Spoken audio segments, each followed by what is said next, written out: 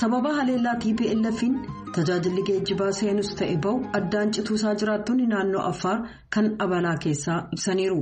Kanneen ijaan argan raadiyoo sagalee Ameerikaaf akka himanitti TPLF erga magaalaa Abalaa kan walakkeessa daandii Samaraa Abaalaaf Maqalee geessu irratti argamtu to'atee booda haleellaa geggeessu finiinsee jira jedhan. Mootummaan Itiyoophiyaa kaleessa akka beeksisetti konkolaattonni gargaarsaa kan WFP haleellaa sanaan booda Tigraayin seenuu hin dandeenye. Ministeerri tajaajila koominikeeshinii mootummaa Salaamaawit Kaasaa raadiyoo sagalee Ameerikaaf akka ibsanitti haleellaa haaraa kan TPLF booda uummanni 50,000 ta'u qe'ee irraa godaanee jira. Mootummaan naannoo sanaa kaleessa ibsa baaseen weerara TPLF kan ittiin jedhe balaaleffatee jira. TPLF gamasaan ibsa baaseen haleellaa humnoonni mootummaaf Eertiraa naannoo sanatti geggeessantu konkolaataan gargaarsaa kan WFP Abalaa akka hin seenne dhorke jedhee jira jechuudhaan Masfin Arraagee gabaaseera. Hongee naannoo Somaalee mudatee ittisuuf mootummaan isaanii konkolaataa bishaan deddeebisan nyaata dawaaf dhiyeessii nyaata beeladaalee kan dabalu ta'uu muummichi ministeeraa Itiyoophiyaa Abiy Ahmed beeksisaniiru. Muummichi ministeerichaa ibsa kana kan kennan innaa naannolee hongeen miidhe har'a daawwatanitti ture. Dhabamuu beeladaalee hanqisuuf illee waadaa seenanii jiran pirezidaantiin naannichaa Mustafaa Mohaammed muummicha ministeeraaf akka himanitti beeladaaleen gara naannolee biraatti ergaman haala qilleensa haaraa itti ta'u waliin wal baruu hin danda'an jedhan jechuun Addis Chakkol gabaaseera. Kaameruuniif konfedereeshiniin kubbaa miilaa Afrikaa dorgommii kubbaa miilaa bakka itti geggeessame isteediyeemii biyya dorgommicha keessummeessitee cinaatti namni walirratti kufuun lubbuun namaa baduu ilaalchisee qorannaan akka geggeessamu ajaja dabarsanii jiran. Kaameruuniif Komoroos gidduutti tapha geggeessamu hordofuuf isteediyeemii Oleembee seenuuf deeggartoonni yaalaa turan walitti tuucha'uun humna poolisii ol ta'uudhaan yoo xiqqaate namoonni 8 yoo du'an 38 immoo madaa'aniiru. Gabaasaa Mookii Edwin Yaawundeerraa ergame Bafaqaaduu dhiyeessa.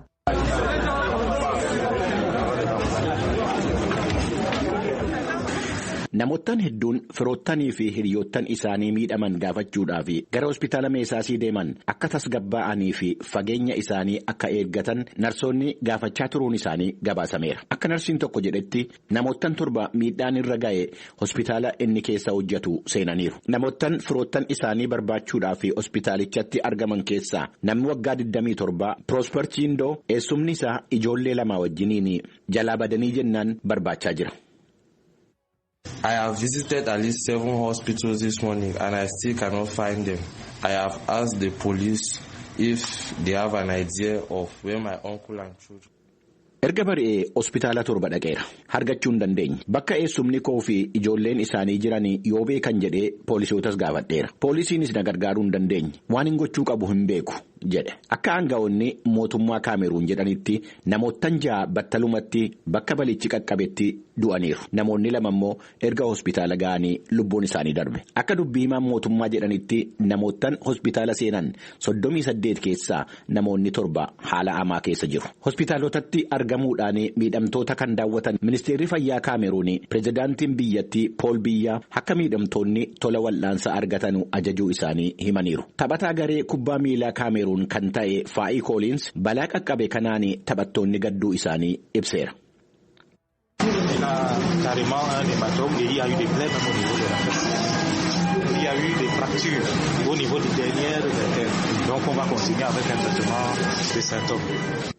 Akka rakkinni akkanaa fuulduratti hin uumamnee fi hanga'oonni tarkaanfii adda addaa ni fudhatu jedheen abdii qaba. Maatiiwwan warreen lubbuun isaanii darbee fi gadda keenya ni ibsina. Dhugaa waan nama gaddisiisuudha jedhee Faa'iin. Istaadiyoomiin Olombee namoonni inni qabuu danda'u 40,000. Garuu tapha kaleessaa ilaaluudhaaf kan seenanii 57,000 akka ta'anii tilmaamameera. Karaa biraatiin sanbata dheengaddaa galgala magaalaa Yaawundeetti mana bashannanaa halkanii keessatti dhoo'insa uumameen abiddi ka'ee namoottan 17 du'anii 8 immoo madaa'uu isaanii hanga'oonni Kaameruun ibsuun isaanii gabaasameera. Boordiin dhaabbata maallaqa addunyaa dinagdee biyyattii xiqqoo Afrikaa Riippaabilikii Koongoo dandamachiisuuf kan oolu liqaa waggaa 3tti baafamu $455 miliyoona raggaasisee jira. Biyyi galiin ishee boba'aa irratti hundaa'e weerara dhiibbaa COVID-19 fide dura akka dhaabbattu gochuuf dhaabbatee addunyaa kan yeroo rakkoof liqaa kennu liqaa yeroo dheeraatti baafamu kan $90 miliyoona battala kennuuf jira. Ittaanaa hoogganaan IMF Kenji Okumara ibsa kennaniin dinagdeen biyyattii sababa boba'aa raabsii talaallii baasii hawaasaa baasii biyya keessaa baasuudhaan walakkeessa waggaa irratti ni cima jedhamee eegamaa jedhan. Haa ta'u malee dandammachiisi reef jalqabe kun weerarri tarii hammaachuu fi gatiin boba'aa waan dafee jijjiiramuuf rakkoo hamaan isa mudachuu danda'a jedhaniiru. Haa ta'u malee biyyattiin liqaaf saaxilamuu dhimma ijoo itti fuulleffatamu ka jedhan Okumaaraan mootummaan liqaa sana sirreessuuf hojjetaa jiraachuu tuqaniiru. Kan uummata miliyoona 5 qabduuf irra hedduu kutaalee Riippaabilikii Dimokiraatawaa Koongoo waliin waldaangessitu Riippaabilikiin Koongoo galiin ishee irra hedduun boba'aa irratti kan hundaa'e yoo ta'u bu'uuraaleen misoomaa ishee kan ijaarame liqaa chaayinaarraa argameeni. IMF akka tilmaametti dinagdeen biyyattii bara 2021 xiqqoo erga gadi bu'ee booda waggaa kana dhibbarraa harka 2.4 guddachuuf jira jedhee jira. Kan hordofaa jirtan sagalee Ameerikaa sagantaa afaan Oromooti. Yuunaayitid Isteetsi loltoota ishee 8,500 Awurooppaa gama bahaatti bobbaasuuf qophaa'uu yaaddoo cimaan ilaalaa kan jirtu ta'uu Raashaan har'a beeksiftee jirti. Dubbiimaan Kireemliin Dimiitirii Peeskoof himannaa Raashaan qabdu kan Yuunaayitid Isteetsi rakkoo daangaa Raashaa fi Yuukireen gidduu laalchisee jiru hammeessiti jedhu irra deebi'uun tuuta oduuf ibsaniiru. Pireezidaantiin Yuunaayitid Isteetsi Joo Baayiden kaleessa dhimma Raashaan Yuukireeniin weeraruu maltu laalchisee yaaddoo jiru mari'achuuf jecha hoogganoota gamtaa Awurooppaa ijoo waliin gama viidiyoon marii geggeessanii jiran. Hoogganoota Awurooppaaf gamtaa Awurooppaa waliin marii baay'ee gaarii ta'e kan irratti walii galameef cufataa ta'e geggeesseen jira jechuudhaan Baayiden tuuta oduuf ibsaniiru. Waajjirri muummicha ministeeraa Biriteen kan Booris Joonsan ibsa yaada xumuraa Baayiden deeggaruu baasuudhaan hoogganoonni kun fincila Raashaa hammaachaa adeeme dura dhaabbachuuf tokkummaan addunyaa barbaachisaa ta'uusaa irratti walii galanii jiran jedhan. Baayiden meeshaa waraanaaf aangawoota waraanaa daangaa Raashaa dhiyootti erguuf dhiisuu murteessin jiru. Ministiriin ittisaa kan Yuunaayitid Isteetsi Lloyd Austin loltoota waraanaa 8,500 Awurooppaa gama bahaatti bobbaasuuf qopheessanii jiran. Waayit Haawus marii geggeessameen booda ibsa baaseen hoogganoonni kun Yuukireen irra kan ga'u weerara Raashaa ittisuuf tattaaffii waloon taasisan irratti mari'ataniiru jedhee jira. Tarkaanfiiwwan kana keessaas daafuu hamaa akka qabu uggura dinagdee cimaa Raashaarra kaa'uu of keessaa qaba. Mootummaan naannoo Oromiyaa dargaggoonni garee hidhattootaa mootummaan shanee jedhee waamutti makamanii akka harka kennanii waamicha dabarsee jira. Dargaggoonni 300 ta'anus waamicha abbootiin gadaa dhiyeessanii dhagahuudhaan akka harka kennan kan himanii itti gaafatamaan biiroo koominikeeshinii Oromiyaa obbo Haayiluu Addunyaa Wallagga Bahaa keessatti dhiyeenya kana dargaggoonni 6 hidhattootaan qabamanii amma ammaatti gadi hin dhiifamne jechaa jiru. Tsahaay Daamxootu gabaasa kana qopheesse. Hanga yoonaatti naannoo Oromiyaatti dargaggoonni 300 ol ta'an kan garee hidhattootaa shanee jedhee mootummaan waamu waraana bilisummaa Oromoo jechuudhaan of waamanitti makaman waamicha abbootii gadaatiin deebi'aniiru jedhe mootummaan naannoo Oromiyaa. Mootummaan naannoo Oromiyaas waamicha abbootii gadaa ka'umsa godhachuudhaan dargaggoonni karaa nagaadhaan akka galaniif waamicha godheeraa jedhan hoogganaan koominikeeshinii mootummaa naannoo Oromiyaa Haayiluu Addunyaa. Dargaggoonni dogoggoraan gareen shoror keessaa kun ajandaa Oromoo waan qabu itti fakkaatee humna kanatti makaman gocha gara jabinaa gareen kun hojjetu erga hubatanii booda karaa adda addaatiin harka kennachuu irratti argamu jechaadha. Tokkoffaa waamicha abbootii gadaan taasisaniin kanaaf mootummaan dargaggoota dogoggoraan garee kanatti makaman gara hawaasaatti akka deebi'an simannaa barbaachisaa ta'e kan taasisuuf ta'uusaa badii kanaan dura dogoggoranii raawwatan kan inni itti ilaalle ta'uusaa jiruuf jireenyi isaaniis akka jijjiiramu kana bu'uura godhachuudhaan waamicha dabarsee jira. Obbo Haayiluun itti dabaluudhaan dargaggoonni yeroo harka kennatan leenjiin kennamee fi gara hawaasaatti makamuu jedhan. Adeemsa mootummaa irratti wal qabatee seerota jiran irratti wal qabatee heera mootummaanis dabalatee haaromsi ni taasifaman malee kallattiidhaan gara hawaasaatti kan makaman miti. Akkuma namoota kaanii leenjii haaromsaa fudhatee dogoggora sana irratti hubatee dogoggora sana mootummaanis dhiifama godhee fi leenjii haaromsaa fudhatee gara hawaasaatti. Gareen hidhattootaa kun naannoo Oromiyaa keessatti badii garaagaraa qaqqabsiisaniiru jechuun himatu obbo Haayiluun. Mootummaan ofii ijaaree bu'uuraalee misoomaa qabeenya biyya kanaa kan kunuunsu kan sadarkaa isaa fooyyessu gaaffii uummata yeroo yeroodhaan dabalaa deemu keessummeessuudhaaf bajeta jiru hundarraa fuudhee bu'uuraalee misoomaa kana inni diriirse hunda akka waan kan paartii tokkoo ta'etti qabeenya uummataa mancaasaa jiru jechaadha. Kanaan qabatamaadhaanis kan beekamu fi gochaanis shororkeessummaa jedhamanis kan farrajamanis gocha isaanii irraa. Gochaalee badii naannoo Oromiyaa keessatti raawwatamaniif mootummaan kan himatu garee hidhattootaa shanee jedhee ittiin waamu waraana bilisummaa Oromoo jechuun of waaman yoo ta'u hooggansi garee hidhattootaa kun himannaa mootummaan dhiyeessu akka hin fudhannee fi gochicha akka hin raawwanne ibsaa turaniiru. Amma waamicha mootummaan taasisaa jiru labsii shororkeessummaa waliin dhiituu kan jedhuuf obbo Haayiluun deebii kennaniin. Qaamni shororkeessummaadhaan farrajame jaarmiyaadha. Dhuunfaa miti. Kanaaf jaarmiyaa kana keessatti immoo dargaggoonni dogoggoraan makaman isaan ilaallatu jechuudha. Kanaaf dogoggoraan qaamni kana keessatti hirmaate harka akka kennatu kan taasisaa jiru. Gama biraatiin kaleessa godina Wallaggaa Bahaatti namoonni 6 danqamu waliin wal qabatee hanga yoonaa namoonni kunneen akka hin lakkifamne obbo Haayiluun ibsanii jiru. Humna shororkeessaa shaneedhaan kan gurguraman jechaadha. Bu'uuruma kaleessa karaa tajaajila kominikeeshinii mootummaa federaalaatiin ba'anii kaleessa namoota 6 gurguraman gadhiisisuudhaaf tattaaffiin godhamaa jira. Wanta haaraa yoo jiraate fuulduratti isinii ibsina jechaadha. Hin gadhiifamne.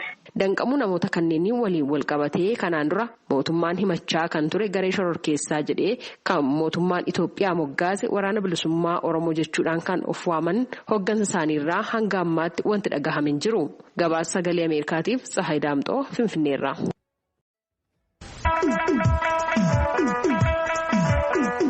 Biyyoonni biyya Afrikaa lixaa Burkina Faso pirezidaantii biyyattii Rochmark Christian Kabore fonqolchanii aangoo qabataniiru. Gabaasa waaltaa oduu VOA irraa qindaa'e jaallanneen akka taanutti dhiyeessiti.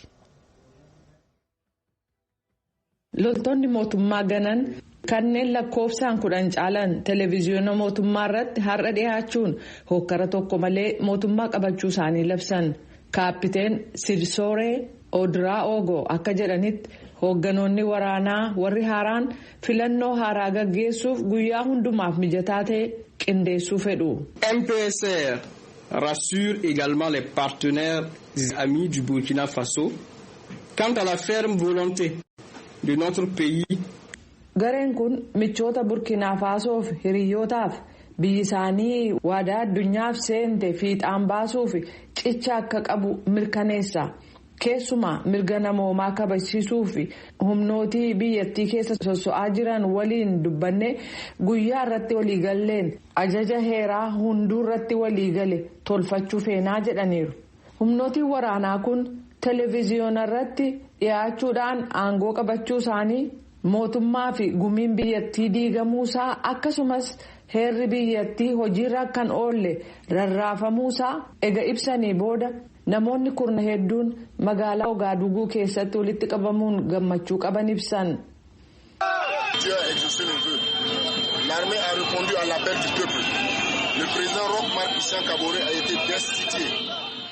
Waaqayyo kadhannaa keenya nuuf deebise.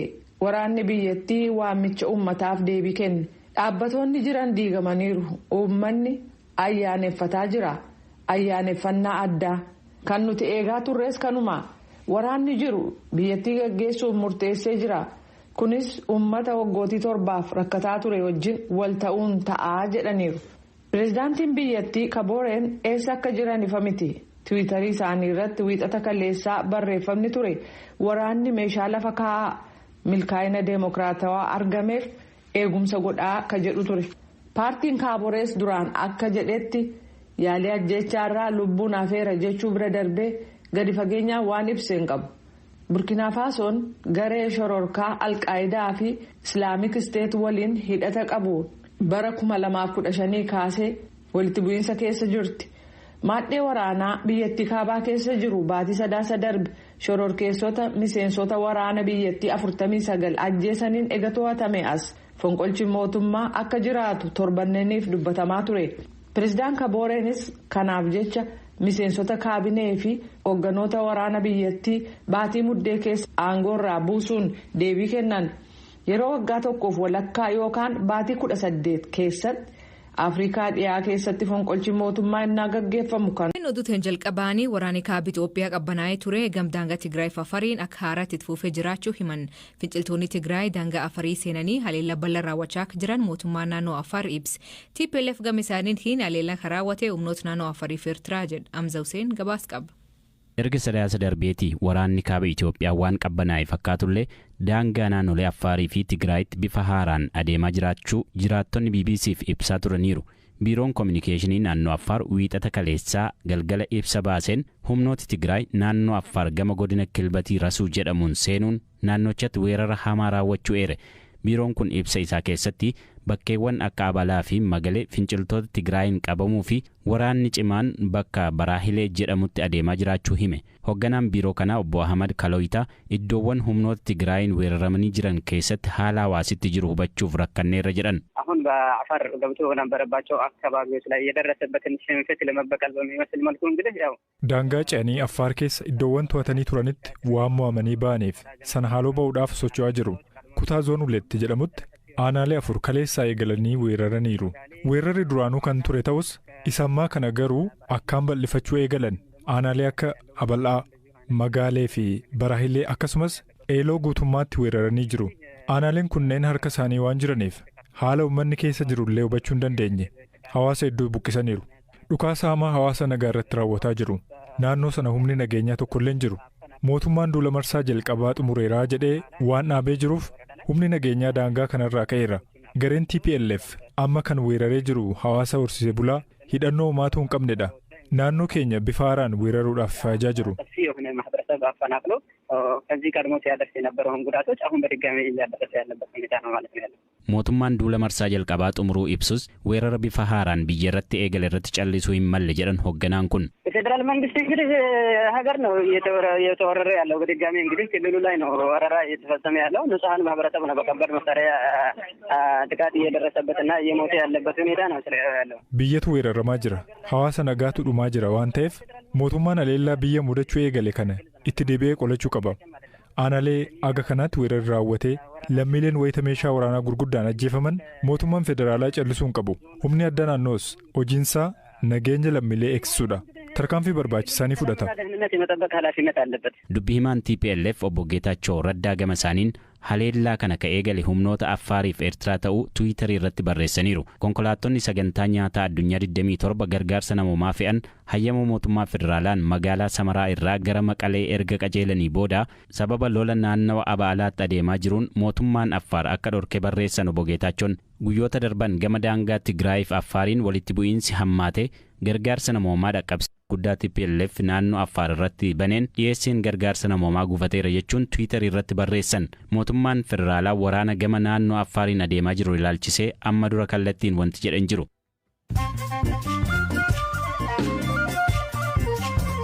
Dhaggeeffattoonni namoota gaggabaaboo addunyaa isaanii dhiyeessaa jalqabaanii Keenya Amos ibs mootummaan Itoophiyaa Dr. Tedros odeeffannoo dogongora ta'an tamsaasuun dhaabbatichi gaafii keessa galchaa waan jiruuf qorannoon irratti akka banoo gaafate ture.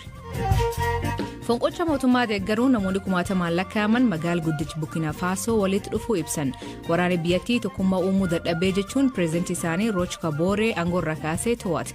Lammiileen Burkina Faso aarii biyyoota laraa qaban argisiisuun alaabaa Faransaayii guban. Kameruunitti waancaa Afrikaa deemaa jiruun namoonni 8 isteediyaamii duraatti wal dhiibuun lubbuu dhabuu himan. Namoonni hedduun tapha Kameruuniif Komoros daawwachuuf dhufanii lakkoofsi fedhan caaluun aangaa'onni mootummaa himan.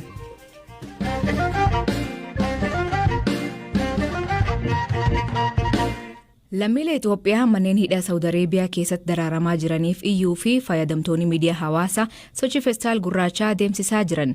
Duuli kun kajijaa duraan eegalee torbaan kanaa bifa haaraan deebi'ee namoonni hedduun irratti hirmaachaa jiran. Waggaa dabree mootummaan Itoophiyaa namoota 40,000 ol Saawud Areebiyaa irraa galchuu hima. Haa ta'u malee namoonni 10,000 lakkaa'aman agammaa manneen hidhaa Saawud Areebiyaa jiraachuu himan. Baqattoota biyyoota Afrikaa fi Arabaa keessatti rakkachaa jiraniif yeroo dheeraaf iyyaa akka jiru Mubaarik Musammaa namoota duul feestaalii gurraachaa kan jalqabe keessaa tokko.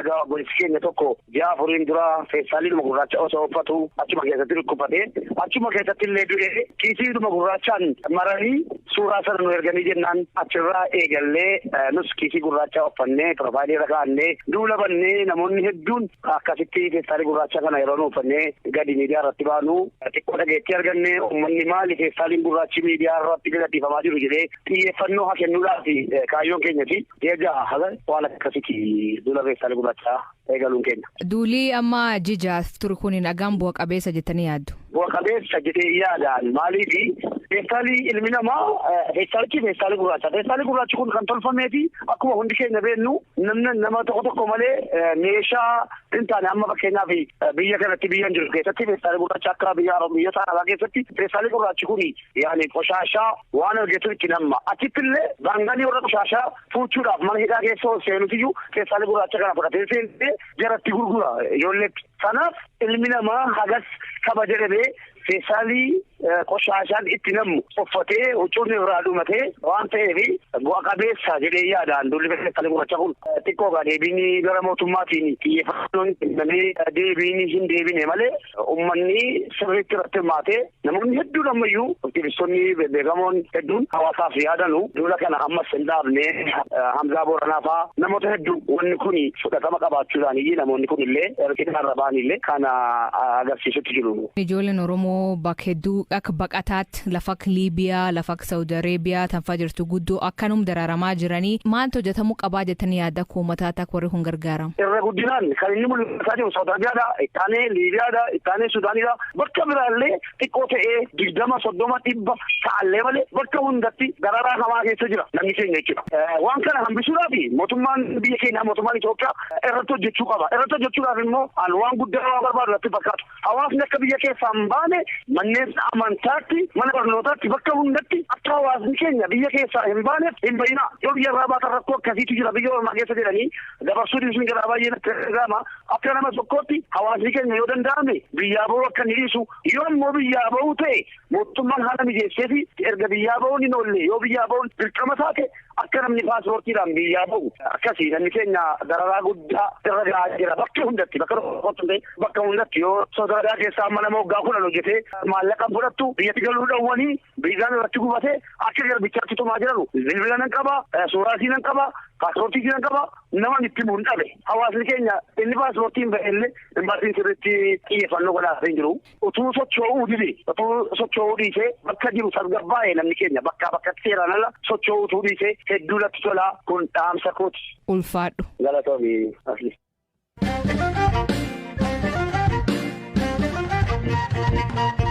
Dhiyoo tanaa magaalaa Finfinnee keessatti gamoowwan maallaqa guddaan ijaaraman hiddachuun walqabate xiyyeeffannaan biyyattii gamoo ijaaruu ta'uu hin qabu jechuun qeeqiin baay'achaa jira. Keessattuu gamoo bulchiinsi magaalaa Finfinnee birrii biliyoon 2 oliin ijaaruu ibsu hordofee koomiin hedduun miidiyaa hawaasaa irratti ka'e. Haal qabatama biyya keessa jirtuun gamoo tokkootti maallaqa gana dhangalaasuun xiyyeeffannaa biyyaaf kennuu dhabuu jedhu namoonni. Yuunivarsiitii Hawaasaatti damee barnoota Architectural Engineering kan barsiisu akkasumas hooganaa fi abbaa qabeenyaa Atlas Architectural Consultancy and Engineering kataan Injiinar Nurdin Mohamed gamoon ijaaramee sirrii fi magaalaa Finfinnee madaaluu jedhu. ከሙያው አንጻር ያው መታደስ ነበረበት እንደውም ቆይቷል የከተማ ነዋሪ አጠቃላይ ወደ 6 ሚሊዮን ተብሎ ገሞ ጉማቲን ወይታ ይላላሙ ኢኑማ ከናን ዱራ ሀረፈሙት ture ገሞ ወጋ 57 ዱራ ኢጃራሜዳ ገሞን ኩን የሮ አማ ኡመተ መጋላ ፊንፊኔ ባይናን ሚሊዮን ጃት ተልማሙ ከመዳሉ ሚት ከናፎ ሀረፈሙንሳ ዋን መስሪት ገሞ ዱራን ture ከነ ኬስ ዴሜ ኩታ ሁንደዩ ይላሉፍ ያሌራ waanuma haareffamuu qabudha. Kana booda odoo xiqqoo ture inumaa balaa qabaata. Uummata irratti kufuufaa danda'a ture. Haaressuuf baasii kanaa olii baasisuu mala. Gamoon bulchiinsa magaalaa Finfinnee lafa bal'aarra jiru kun amma haala jiraattota magaalattii madaaleen haaromfameera. Magaalaan kun teessoo gamtaa Afrikaati, wiirtuu dippiloomaatotaati. Immoo hundaa ol gamoon kun galma kantiibaati. Kanaafuu miidheffamuudhuma qabaata. Tajaajila si'ataa qixa sirrii ta'een kennuufis manni hojii mijataan ga'ee gumaacha. Qaama alaa simatanii tajaajiluuf jalqaba mana ofii qulqulleessuun dirqama ta'a. Magaalaa Finfinnee miidhessuun dirqama. Gamoon kun ammoo magaalattii keessatti akka hambaatti ilaalama. Callisee gamoo qofa osoo hin taane hiika guddaa qaba. Keessaaf alaa nama keessummeessaa oola. Gamoo tajaajila bal'aa ta'e kennu akkanaa haaressuun gatii guddaa nama baasisa. Gamoo ol ijaaruu qofa osoo hin taane caasaaleen gamocha keessatti argaman meeshaaleen elektirooniksii fi kanneen galma walga'iif hojjetaman hundi maallaqa guddaan kan hojjetamanidha. Kan hundatu walitti dabalame gatii inni ittiin haaromfame guddisa. Ogeessi dinagdee Dr. Guutuu Teessoo Gamesaatiin gamoo ijaaruu fi wajiir midhaasuun yeroo ammaa dhimdursi kennamuufi miti jedha Firaa'ol Balaayitti dubbise. Keessumattuu akka bara amma jirru kana keessatti gara gamoo ijaaruu, gara waajjira babal'isuu, gara waajjira miidheffachuu irratti gaafa xiyyeeffatamu waan biyyi kun keessa jirtu hin hubanne. Piraayoritii ta'uun kan qabu dhuguma hin hubanne kan nama jechisiisudha. Munisipaalitiin Finfinneedha birri Itoophiyaa biiliyoona 2.2 mana haaresse gaafa jedhamu biyya keessatti beelli hamma ongeen nama fixaa jiru qabeenyi loliisarraa kan ka'e manceetti baadiyyaan ifa hin argatin biyya keessatti bishaan dhugaatiidhaa hin babal'atin telekominikeeshinii kallattiin kominikeeshinii baay'een isaa sololaa hin ta'initti waajjiruma ofii haareeffachuudhaaf hamma kana baasuu jechuun hammam akka karaarraa maqnee jiru kan namatti agarsiisuudha. Kan gamooti kun daandiiwwan qabeenyi biyyattiin magaalaa Finfinnee duwwaa irratti dhangala'aa jira. Daandii miidhessuu daandiin kun immoo waan ajaa'iba taatu bordii gama ilillii dhaabuu sibiila lafan taane kun hundumtuu amata takka utuu hin tajaajilin yeroo isaan caccabanii diigaman immoo argina. Manneetiin akkasii gaafa ijaaran fakkeenyaaf ministeerri muummichis yeroo irra deddeebi'anii kan jalqabanii kan dubbatanii waajjira ofii qixeessuu sirreessuu irraa jalqabneetu gara naannootti gara magaalaatti gara biyyaatti guddisuu adeemnaa jedhu. Kantiibaanis immoo kaleessa kan ijaarre mana qofatoo hin taane yaadassi tajaajilassi achumaanii qixeessinaa jedhanii dubbatanii manni akkasitti bareedee ijaaramuun tajaajila gaarii fi si'ataa kennuu wajjiniin hariiroo kallattii qabaataa. Yeroo qaba wanti hundumtu tokko Itoophiyaadhaaf priority number 1 maali? Priority number 1 waajjira hojjetootaa miidhasuu yoo ta'e completely dogoggora kun daandii miidhessachuu yoo ta'e completely dogoggora. Itoophiyaa keessatti number 1 rakkinni keenya ilaalcha namaaf.